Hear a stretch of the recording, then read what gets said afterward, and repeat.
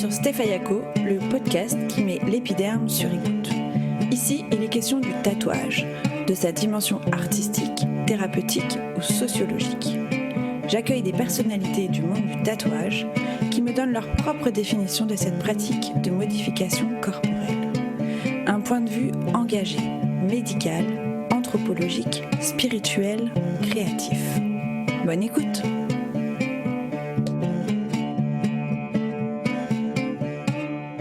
Le seul dessinateur intradermique de France. Autrement dit, un tatoueur, disons, légal.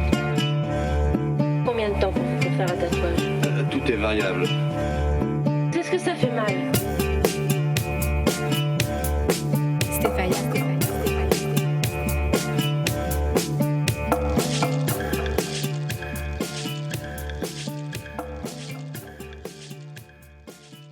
Alors aujourd'hui, c'est un épisode un peu spécial puisqu'il est enregistré dans le cadre du festival Aiguillage.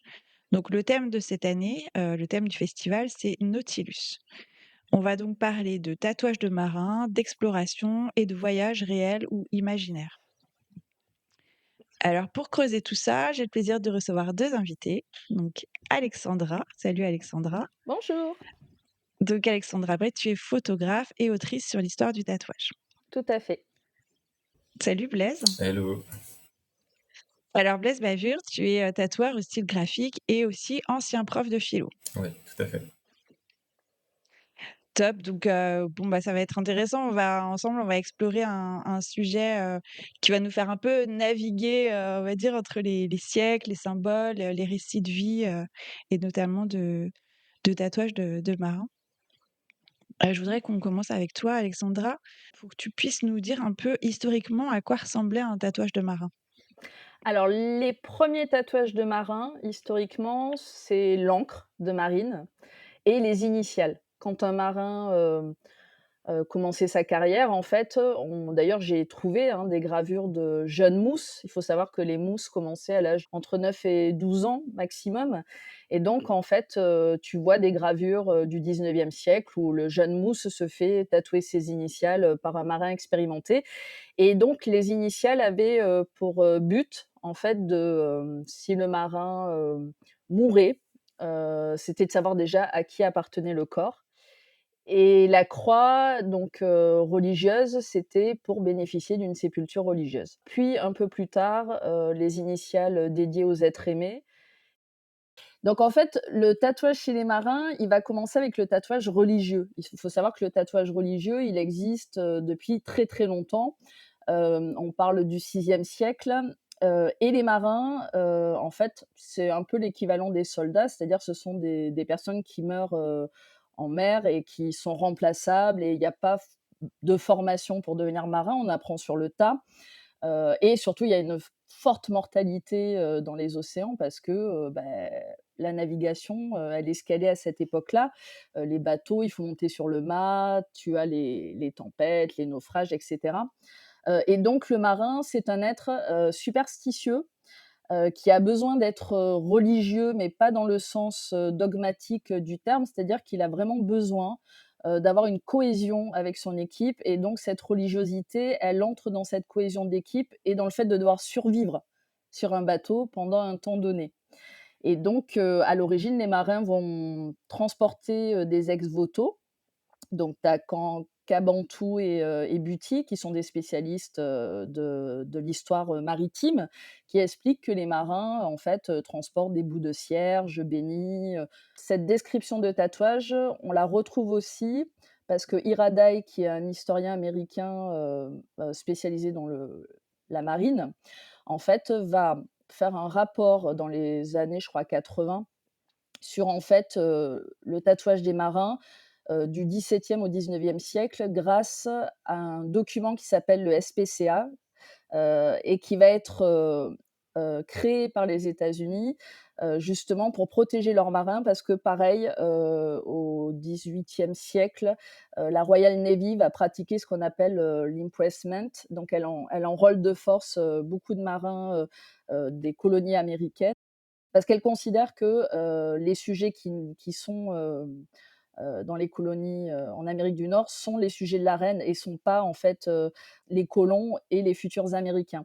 Et donc elle va, enrôler de force, beaucoup de marins, américains, et en fait, ils vont se rebeller. C'est ce qui va ensuite amener à la Révolution américaine et donc ce certificat, notamment, détaille les tatouages et en fait, ils instaurent ce certificat pour protéger leurs marins et comme ça, quand ils vont mener des enquêtes, on peut attester si un marin est anglais ou américain. Justement, outre les tatouages, religieux, des premiers marins là que tu as pu, identifier, quels étaient les types de symboles qui étaient utilisés et à quel, événement précis de la vie de marin, ils correspondaient? Alors là, je vais beaucoup vous décevoir parce qu'en fait, le tatouage traditionnel américain tel qu'on le connaît, il est pas comme ça, et quand tu regardes le rapport d'Iradaï, en fait, il est vraiment très basique. Alors, il y a plusieurs raisons à ça, c'est qu'il faut savoir que les marins commencent à tatouer, durant les voyages, en mer.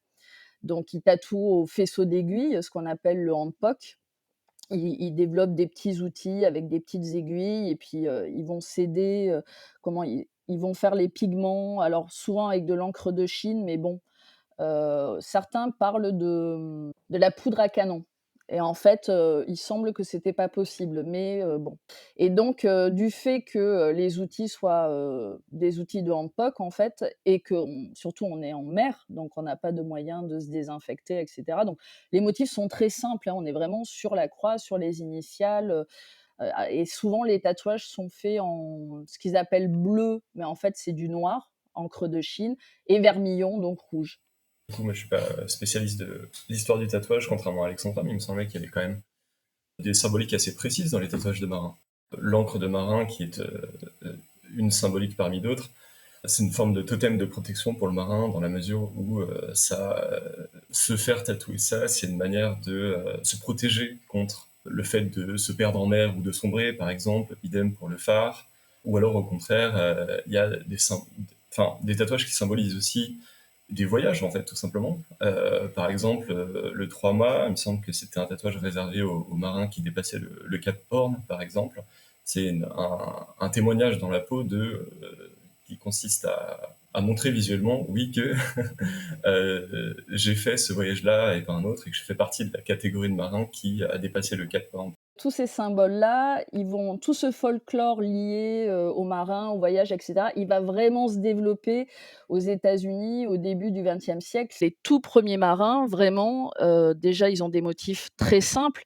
Un bateau, c'est trop compliqué à tatouer au handpoke, un phare encore plus. Tu as plusieurs, marins qui vont s'installer, et ouvrir des boutiques dans les ports. Le plus connu reste Martin Hildebrandt, mais tu vas en avoir d'autres, il est pas tout seul, hein. En fait, c'est le médiatisé, on va dire. C'est ces tatoueurs-là qui vont vraiment développer toute l'imagerie autour des marins, et justement les symboles des motifs, à savoir, l'encre de marine. En fait, l'encre, elle stabilise le bateau. L'idée, c'est une histoire de fidélité, c'est le fait d'être, ancré dans la vie et puis c'est surtout un symbole de marine marchande et ce qui est intéressant avec l'encre, c'est qu'elle peut facilement, imager aussi une croix. C'est-à-dire que quand tu regardes une encre, bah, il y a quelques motifs tu prends le motif d'Herbert Hoffmann, justement, c'est une croix avec une encre, dans le prolongement. Mais en fait, c'était surtout pour illustrer l'appartenance à la marine. À la fois, il y a le côté, fierté d'être un marin. On va dire que vraiment la Révolution américaine, les marins sont à la base de la Révolution américaine et en fait, il y a des confréries et donc cet esprit-là, il va vraiment ressortir en tatouage et donc cette affirmation d'appartenir à cette confrérie, bien qu'elle existe déjà avant et puis il y a aussi, les limites techniques, c'est-à-dire que quand Samuel O'Reilly invente, le dermographe électrique, officiellement c'est lui, mais en fait, il y a plusieurs tatoueurs déjà qui avaient développé des machines électriques, mais qui déposent le brevet officiel en 1891. En fait, vraiment ce qui va permettre le développement de l'industrie, du tatouage aux États-Unis, vraiment et justement de pouvoir faire des motifs plus sophistiqués. Chaque tatoueur et on le voit par exemple pour Martin Hildebrandt, a à cœur de développer de nouveaux pigments, de nouvelles couleurs. Mais il faut savoir que les pigments sont très difficiles à obtenir et que, Sheck Eldridge raconte qu'en fait, ils vont contacter des entreprises, par exemple, de peinture et cetera, pour avoir des échantillons et développer leurs encres. Mais en fait, si tu prends les pigments naturels ou si tu prends l'encre de Chine, finalement, au départ, ils sont limités à 2 couleurs et les couleurs vont se développer au fur et à mesure du temps. Oui, non, je veux dire, si je comprends bien ce que tu dis, Alexandra, en fait, le tatouage au XXe siècle, c'est tout autant un marqueur de la vie du marin qui dit, voilà, j'ai fait ci, j'ai fait ça, j'ai fait tel parcours dans ma carrière de marin, mais c'est aussi un symbole d'appartenance sociale, en fait, d'appartenance groupale, dans la mesure où, enfin, c'est un marqueur social, en fait. Je fais partie, dans la société, des catégories de marins, ce qui peut mener, après, plus tard, à même un positionnement politique, si je comprends bien. Beh, justement, ce sentiment communautaire, il existe depuis toujours, mais il va s'intensifier au début du XXe siècle, parce qu'en fait, les marins, sont quand même une population maltraitée, qui sont très mal considérés par la société et donc ce sentiment communautaire, il se renforce notamment, par rapport aux guerres. Les motifs les plus sophistiqués vont, émerger justement, de guerres, le souvenir de Remember the Men, chaque guerre va apporter son lot de motifs commémoratifs. Il faut faire la différence entre 2 catégories de marins, c'est les marins marchands qui sont sur la marchande et les marins militaires et c'est pas du tout la même chose. Les marins de la marchande, ils veulent absolument pas servir pour les marins militaires, enfin dans l'armée et donc quand tu as, l'enrôlement forcé, des marins de la marchande se font enrôler de force par la Royal Navy qui est militaire et en fait pour eux, c'est pire que tout, parce que, elle est connue pour être maltraitante, mal payer, les marins, et donc c'est un peu, la marchande paye bien mieux. Donc ce sentiment communautaire, oui, il se renforce. Il y a quand même un événement notable, dont parlait Matt Lauder, c'est que quand James Cook va aller découvrir la Polynésie, tu as, à Bora Bora, Peter Elliott qui est un mousse, qui a 14 ans et ils vont tous se faire tatouer une étoile noire en, mémoire de, cette expédition.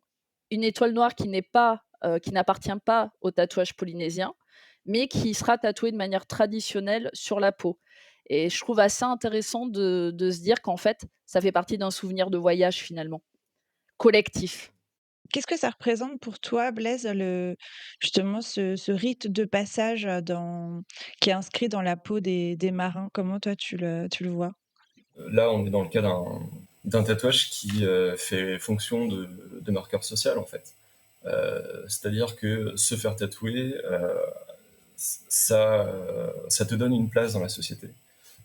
Ça dit, voilà, j'exerce telle fonction, marin par exemple, ou militaire, ou ce que tu veux, ou même une fonction qui n'est pas du tout valorisante, hein, comme le prisonnier par exemple. Ça te donne une place dans la société. Et effectivement, on peut relier ça à la fonction du tatouage dans certaines tribus. Par exemple, en anthropologie, il y a un chercheur qui s'appelle Claude Lévi-Strauss, et qui est allé au Brésil, par exemple, pour étudier les pratiques de certaines tribus, notamment dans la région de Mato Grosso, par exemple. Il y a une tribu d'Indiens d'Amérique qui s'appelle les Mbaya. Le tatouage, c'est une manière de donner une place à l'individu dans la société. C'est les jeunes qui se font tatouer à un moment particulier où en fait ils passent à l'âge adulte. Ils sont tatoués par les adultes justement, et c'est une manière de faire rentrer l'individu dans la société en lui donnant sa place, et aussi dans la culture en un sens. La culture, c'est-à-dire le concept qu'on oppose au concept de nature, c'est-à-dire que pour ces tribus-là, le corps nu, le corps vierge, c'est un corps qui est encore naturel, qui est relié à l'animalité, c'est le corps tel qu'il existe quand on est, et le fait de le transformer visuellement par le tatouage, c'est une manière de dire j'appartiens plus seulement au monde de la nature, au monde de l'animalité, mais je rentre dans le monde de l'humanité, donc dans la culture, et notamment de manière spécifique en trouvant sa place dans la société, justement. Donc oui, je dirais que cette pratique du tatouage marin, en fait, elle est à recontextualiser dans quelque chose de plus large qui consiste à faire du tatouage quelque chose de social, finalement. D'ailleurs, Aujourd'hui, de manière plus contemporaine et dans les sociétés occidentales, on n'a pas vraiment ce rapport-là au tatouage. On n'a pas vraiment un rapport social, on a plutôt un rapport assez individuel. Et aujourd'hui, il y a une mouvance qui se développe depuis quelques dizaines d'années, qui est le tatouage qui est purement esthétique et individuel, qui est une forme d'affirmation de son individualité, comme différence par rapport au groupe, et pas tant comme appartenance à un groupe. Donc effectivement, le sens qu'on peut donner à l'acte de tatouage peut être très différent dans l'histoire et dans les diverses sociétés.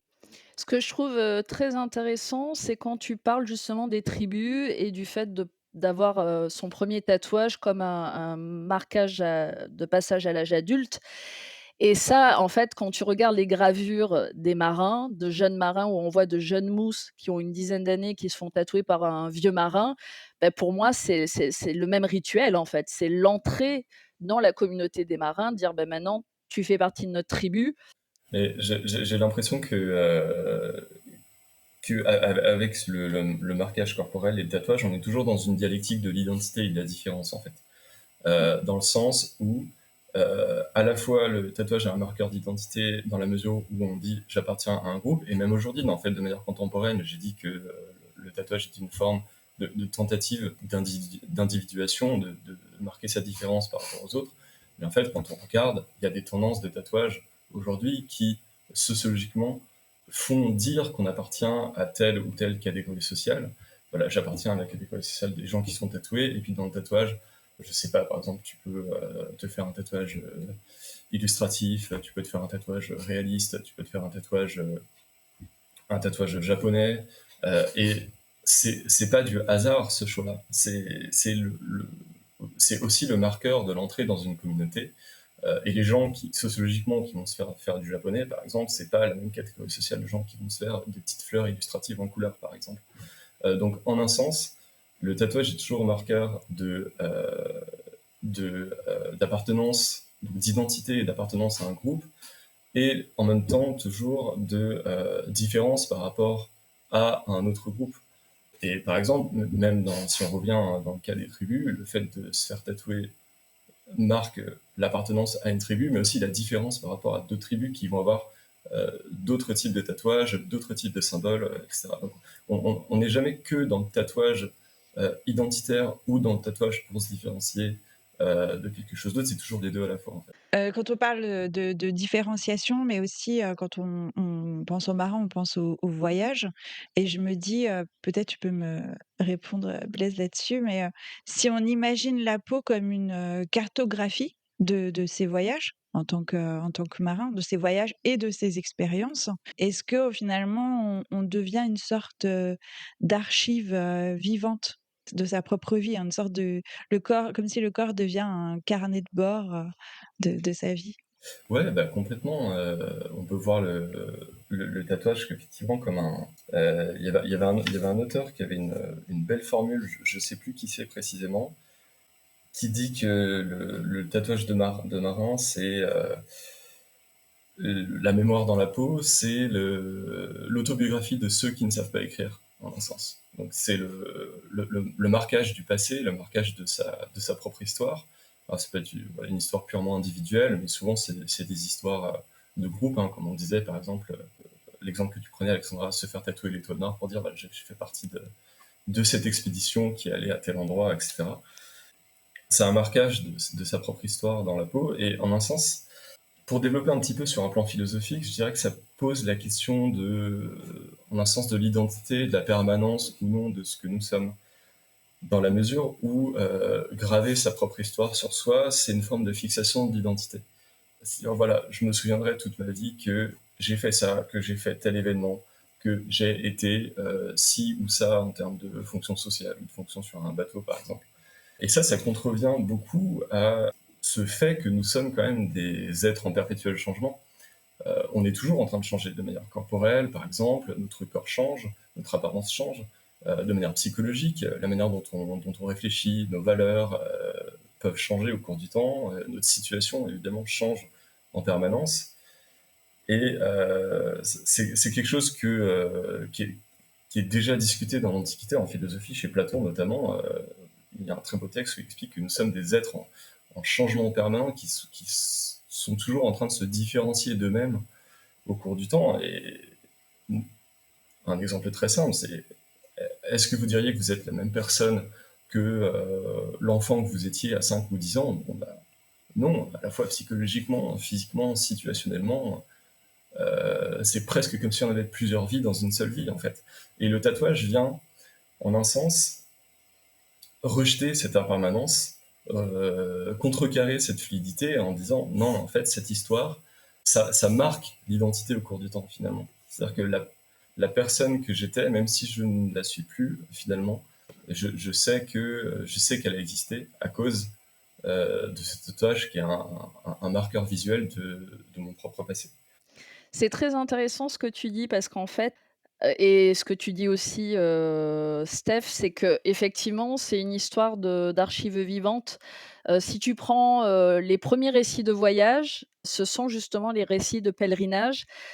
Et en fait, Mireille, Pastoureau qui, est spécialisée dans l'histoire médiévale, raconte que les récits de pèlerinage, en fait, ce sont des récits très importants parce que, comment ça prouve que tu as fait un pèlerinage et à l'époque, faire un pèlerinage, ça demande vraiment toute une logistique et c'est un vrai voyage initiatique et en fait, le tatouage religieux finalement, c'est l'équivalent de ce récit de voyage. C'est-à-dire qu'au-delà, du carnet et du récit de voyage, le tatouage religieux finalement, c'est une preuve, de son passage à Jérusalem, par exemple. Et donc je trouve très intéressant que tu parles, de cette histoire d'archives vivantes. Parce que peut-être que les marins au départ étaient pas tout à fait dans la même démarche d'archives vivantes parce qu'ils avaient des motifs assez simples et qu'après ils le sont devenus justement pour revendiquer et comme tu disais aussi, ce que je trouvais intéressant par rapport au mouvement perpétuel et le fait de changer, c'est vrai que si tu prends la presse française du début du XXe siècle, elle est horrifiée de savoir, que les Apaches, expriment comme ça leurs émotions sur la peau, et d'ailleurs elle le dit qu'ils sont pas capables de l'exprimer autrement que sur la peau, mais qu'en fait ils restent, enfermés dans la caricature d'eux-mêmes à un instant donné et ça on peut l'assimiler aussi au fait que le marquage au cours des siècles, va permettre aussi de stigmatiser des gens. Le stigmate de l'Antiquité, Luc Renaud explique que les marins de la flotte de Ptolémée en Grèce portent une marque de marine royale. Et en fait, c'est pour éviter qu'ils s'enfuient, tout simplement. Le stigmate, c'est pour éviter à l'esclave de s'enfuir. Donc effectivement, ça veut dire que par rapport au changement perpétuel, la personne est enfermée dans ce carcan, en fait. Et je trouve que c'est très intéressant, Oui, bah, le tatouage forcé, en un sens, c'est le fait d'imposer une identité de l'extérieur à quelqu'un contre sa volonté. Le tatouage de prisonnier, où on peut aussi évidemment penser au tatouage dans les camps de concentration, par exemple, où il y a un texte de Primo Levi où il dit au moment où il se fait tatouer son numéro de matricule dans le camp de concentration, j'ai été baptisé à nouveau. Et on m'a imposé une nouvelle identité, en fait, de manière complètement forcée, évidemment. Quand tu dis ça, je pense aussi aux beachcombers et les beachcombers, les naufragés, ce sont des marins naufragés qui vont se faire tatouer de force, soit parce qu'ils deviennent esclaves de la tribu ou pour, s'y intégrer. Le problème, c'est ces tatouages qu'ils vont garder, vont les stigmatiser quand ils vont être réinsérés dans la société occidentale. Et en termes de marquage, parfois ça peut être plus, symbolique, qu'anecdotique finalement que du vécu. Est-ce que toi, Alexandra, dans tes recherches, tu as pu croiser des tatouages qui symbolisaient plus une quête, intérieure que, géographique, quand on parle de marins et de voyage? Bah, en fait, tu prends, par exemple, les tatouages des tribus, clairement, c'est des tatouages, alors c'est une quête intérieure en quelque sorte parce que quand, ton premier tatouage parce que tu passes à l'adolescence ou quand tu es en tant que femme, tu deviens une femme, tu as tes règles, tu as un premier tatouage. Pour moi, ça fait sens avec l'évolution, intérieure et l'évolution, dans une société, d'autant que les tribus ne voyageaient pas contrairement aux marins. Je pense aussi au tatouage de pèlerinage forcément parce que, le tatouage de pèlerinage, le pèlerinage relève d'une quête, initiatique et d'une évolution intérieure et donc le fait de se faire tatouer la croix de Jérusalem, c'est dire, «J'ai fait ce pèlerinage», même si ça reste lié au voyage. Mais par exemple, le tatouage polynésien, tu as plein de symboliques, qui relèvent justement de cette, initiation et de cette évolution intérieure. J'ai une petite question philo pour toi, Blaise. Comme, on parlait, le tatouage, c'est une transformation, de son corps, mais bon, il y a aussi un impact, psychologique. Est-ce qu'on peut dire que, se faire tatouer, c'est déjà une forme de voyage en soi? Voyage symbolique peut-être. Bah, je reviendrai à nouveau sur cette notion d'identité qui me paraît essentielle quand on parle de tatouage. Je pense qu'on peut se faire tatouer effectivement par quête d'identité, alors peut-être de manière plus contemporaine, pas forcément en passant par l'identité groupale dont on parlait juste avant. En un sens, on peut peut-être considérer que, voilà, de manière contemporaine, le tatouage est une forme d'affirmation individuelle de soi et aussi peut-être de reprise de contrôle sur la manière dont les autres nous voient, parce que le tatouage, c'est un art visuel. On subit le regard des autres. Que ce regard soit positif ou négatif, mais en un sens, c'est quelque chose sur lequel on n'a pas la main. Et le tatouage, c'est peut-être une manière de retrouver la main sur la manière dont on est vu par les autres, la manière dont on se présente aux autres. Je suis une personne avec tel goût esthétique, je suis une personne qui appartient, voilà, à tel groupe ou à tel mouvement social.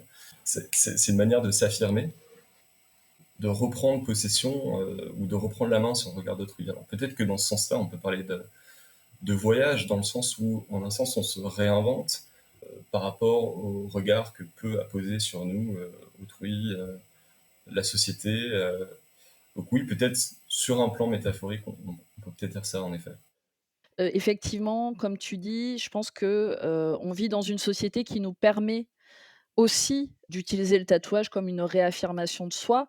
C'est le tatouage, c'est à la fois la narration de soi, reprendre contrôle sur son corps, se réaffirmer. Alors ça l'est pas pour tout le monde, mais ça l'est pour, certaines personnes, mais aussi parce que la société nous le permet. Il y a des époques où au contraire, le tatouage était très stigmatisant, et surtout en France parce que, quand tu prends la France, bah, le tatouage, c'est l'anthropologie criminelle, ce sont les apaches, ce sont les prostituées et cette image marginale va rester très, très longtemps. Et tout à l'heure, tu parlais des tribus et par exemple, beh, quand moi je découvre le tatouage en 95, c'est parce que je deviens punk. J'adore le punk et à cette époque-là en France, le tatouage appartient aux bandes. Il appartient au punk, il appartient, alors le rap non, pas encore, mais il appartient aux skinheads, il appartient aux bikers et en fait, c'est souvent ça va être des tatouages de tribus urbaines en fait, de contre-culture et donc Et c'est d'appartenance? intéressant et d'appartenance et c'est intéressant de se dire que malgré tout, c'est parce qu'aussi la société nous le permet, on a cette liberté de pouvoir exprimer, voilà, son individualité. Ouais. C'est pour ça que j'ai bien précisé de manière contemporaine, effectivement, parce que le sens du tatouage évolue beaucoup au cours de l'histoire, en fait.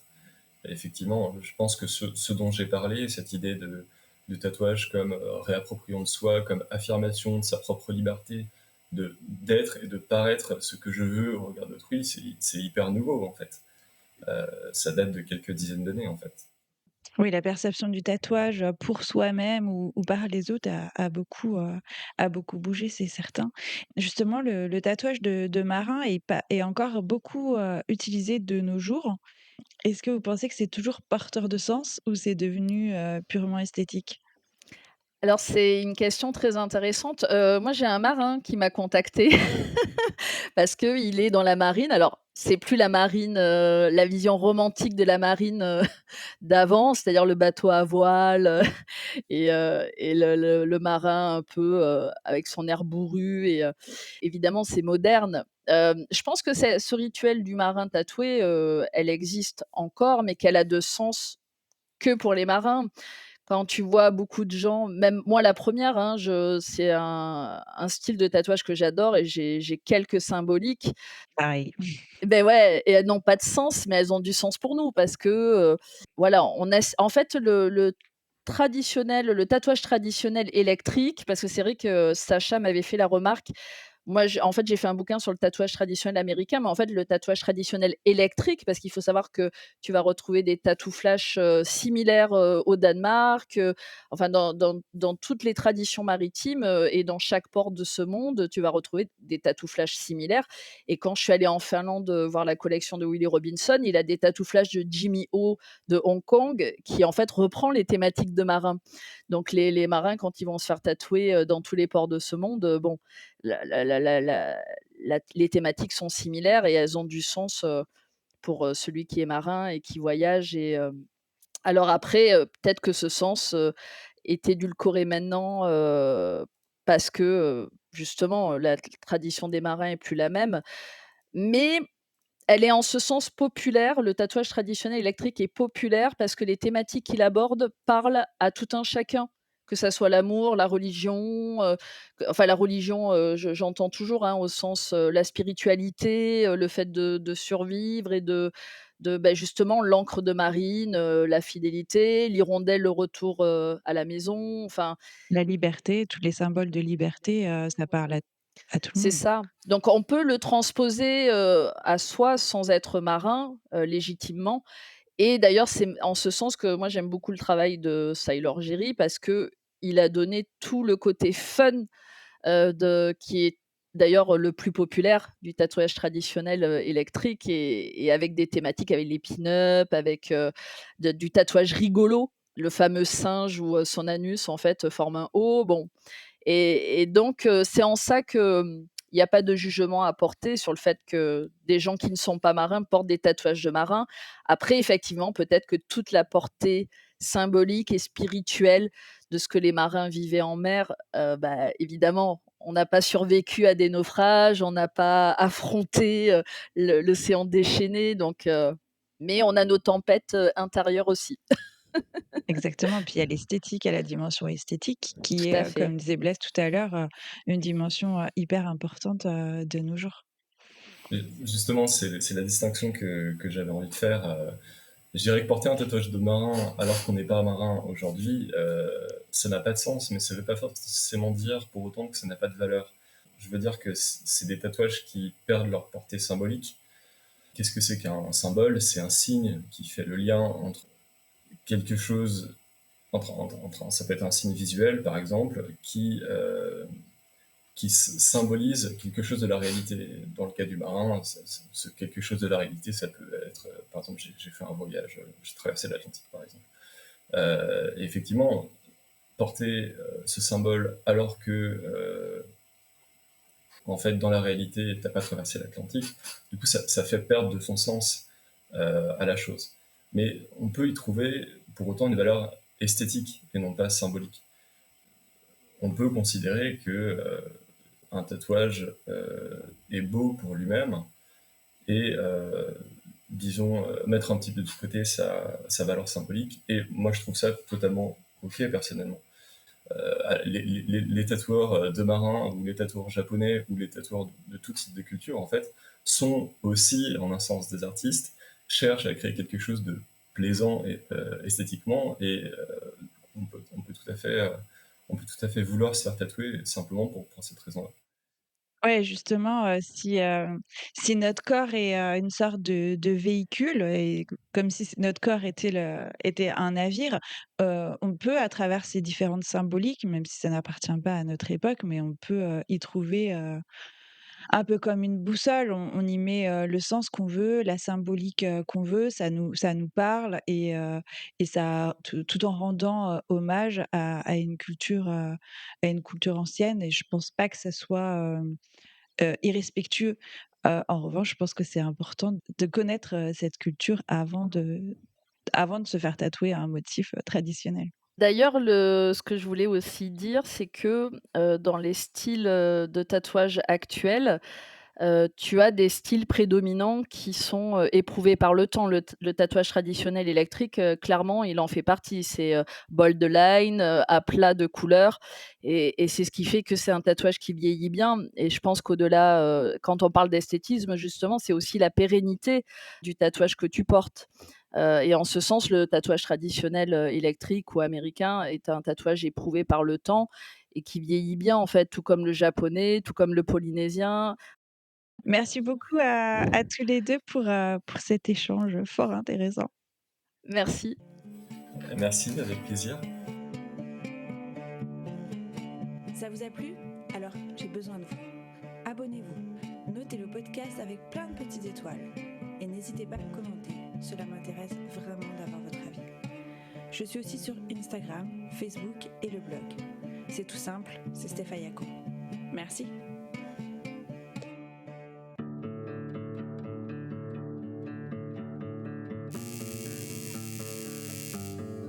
Stéphaya.